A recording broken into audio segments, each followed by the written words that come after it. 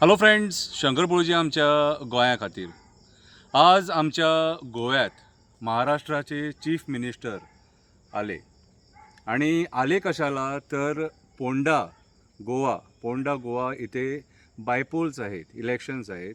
त्या इलेक्शनची कॅम्पेनिंग करायला आले आणि भाषण देताना खूप मोठी मोठी आश्वासनं देऊन गेले. मी देवेंद्र फडणवीस साहेबांना सांगू इच्छितो, आज गोव्यामध्ये खूपशा जाग्यावर लोक आंदोलनाला बसले आहेत. कोण जंगलासाठी, जंगल वाचवा म्हणून आंदोलनाला बसले आहेत. कोण कन्व्हर्जनाच्या अगेन्स्ट आंदोलनाला बसले आहेत. कोण आपला गाव वाचवायला आंदोलनाला बसले आहेत. सरवण बिचोले इथे लोढा हाऊसिंगचा 5 लाख स्क्वेअर मीटरमध्ये एक मोठा प्रोजेक्ट येतो आहे, त्याच्या विरुद्ध लोक आंदोलनाला बसले आहेत. गोवा एवढंसा आहे, छोटा आहे गोवा आणि पर्यावरणाने भरलेलं गोवा आहे. आणि आज ही तुमची जी भारतीय जनता पार्टी आहे, त्यांचं सरकार इथे आहे. यांचं सरकार इथे आहे, पण हे सरकार आमच्या गोवेकरांना सपोर्ट करत नाही.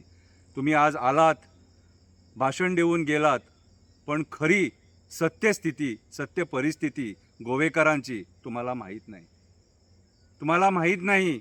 जाणून घ्यायला पाहिजे होतं. तुम्ही जाणून घ्यायला पाहिजे होतं की आमची रानं सेफ आहेत, शेती आमची सेफ आहे.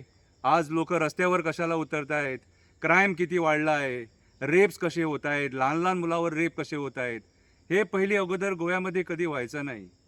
आत्ता हल्लीच ह्या 10 वर्षात व्हायला लागलं. कशाला आणि कोणामुळे? आज या सरकारच्या चुकीच्या धोरणामुळे हे सगळं व्हायला लागलं. हल्लीच आम्ही बघितलं, मीराबाग सावड्याम येथे लोक आंदोलनाला बसली होती. तिकडे एका नदीवर बंधारा घालायचा सरकारचा प्रयत्न होता. त्या लोकांनी निषेध केला आणि हल्लीच ती लोक आंदोलन जिंकली. सरकाराला पाठी घ्यावा लागला, कारण ती लोक सत्याच्या बाजूने होती. हे सरकार पर्यावरणाचा सत्यानाश करून हे सगळे प्रोजेक्ट्स इथे आणायला बघत आहे. फडणवीस साहेब, मी तुम्हाला सांगतो, तुम्ही पहिली गोव्याची वस्तुस्थिती जाणून घ्या. आमचे बीचेस सेफ नाही. रिटेनिंग वॉल घालतायत. 5 स्टार हॉटेल लॉबी आहे. या हॉटेल लॉबीने पूर्ण बीच लाईन, कोस्टल लाईन सगळी हडप करून टाकली आहे. 25 लोक मेली एका इल्लिगल बार अँड रेस्टॉरंटमध्ये. इल्लिगल सॉल्ट पॅनमध्ये हे बार अँड रेस्टॉरंट उभं केलं होतं आणि तिथे 25 लोक मेली एका रात्रीमध्ये. सरकार आमचं डोळे दापून आहे. ॲक्शन घेतात, चाललं आहे. तुम्ही आज खूप काही बोलून गेलात. मला एक सांगा, तुम्हाला इथे का यावं लागलं? फडणवीस साहेब, मी तुम्हाला एकच प्रश्न विचारतो. गोवा एक लहान स्टेट आहे आणि एक कॉन्स्टिट्युएन्सीसाठी तुम्हाला इथे का यावं लागलं? कारण हे इकडचं जे सरकार आहे ते फेल झालं आहे. सगळ्या स्तरावर फेल झालं आहे. आमचं पर्यावरण वाचवायला फेल झालं आहे. आमचे डोंगर वाचवायला फेल झालं आहे. आमची रानं, आज जंगली जनावरं जे आहेत ती आमच्या गावामध्ये येतात. ओमकार हत्ती आता परत आला आहे म्हणे, दोडामार्गवर पोचला आहे, मोपामध्ये पोचला आहे काल. सो आज माझ्या हिशोबाने तुम्ही ही सगळी गोव्याची सत्य परिस्थिती जाणून घ्यायला पाहिजे.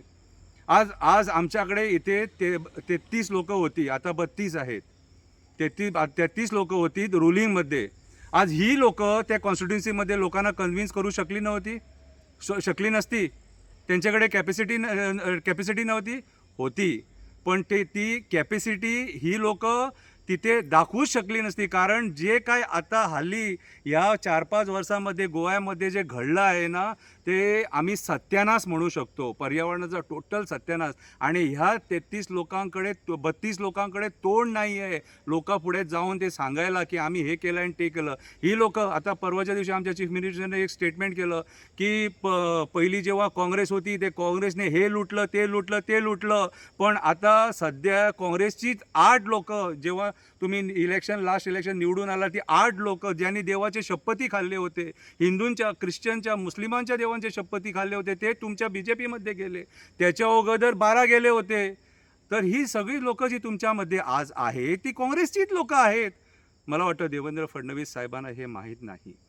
हे जाणून घ्यायला पाहिजे. तुम्ही आज जे आश्वासन आम्हाला देऊन गेलात, आम्हाला काही गरज नाही आहे त्या आश्वासनांची, कारण आम्ही काय मागतो, आम्ही काही मागत नाही.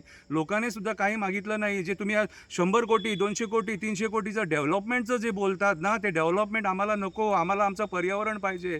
पाया पडतो, नाक रगडतो, आमचं पर्यावरण सांभाळून ठेवा. हे पर्यावरण जर वाचलं तरच गोवा वाचणार. आणि आमचं सगळं जे डिपेंडंट आहोत आम्ही टुरिझमवर. टुरिझम जर आम्हाला पाहिजे तर पहिल्यांदा आम्हाला पर्यावरण पाहिजे. हे पर्यावरण वाचलं तरच आमचं टुरिझम वाचणार, नाही तर सगळ्याचा सत्यानाश होणार. सगळ्याचा सत्यानाश होणार. ही पहिली जाणीव करून घ्या. ही जाणीव करून घ्या. आणि आमच्या चीफ मिनिस्टरला विचारा की बाबा रे तू काय डेव्हलपमेंट केलं आणि कशाला हा जो माणूस जो बोलतो आहे, माझं नाव शंकर पोळजी, मी नेहमी बोलत असतो, विचारा त्यांना हा का बोलतो काय म्हणून. पण त्यांच्याकडून ते उत्तर घ्या.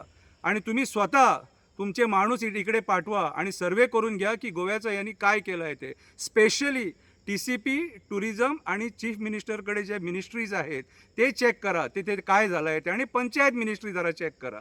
माझी कळकळीची विनंती आहे. मी तुमचं आता भाषण बघितलं, खूप चांगले बोललात तुम्ही, पण काही गोष्टी जे तुम्ही बोललात ते तुम्हाला त्या गोष्टींची माहिती नव्हती. सो मी तुम्हाला रिक्वेस्ट करतो, जर तुम्ही आता इकडे आला आहेत ना, आणखी एक ट्रिप मारा इलेक्शन झाल्यानंतर आणि खरी परिस्थिती बघा. महिन्याला 2 नाही तर 3 आंदोलनं असतात. आणि ती आंदोलनं कसली? पर्यावरण वाचवायची आंदोलनं. थँक्यू.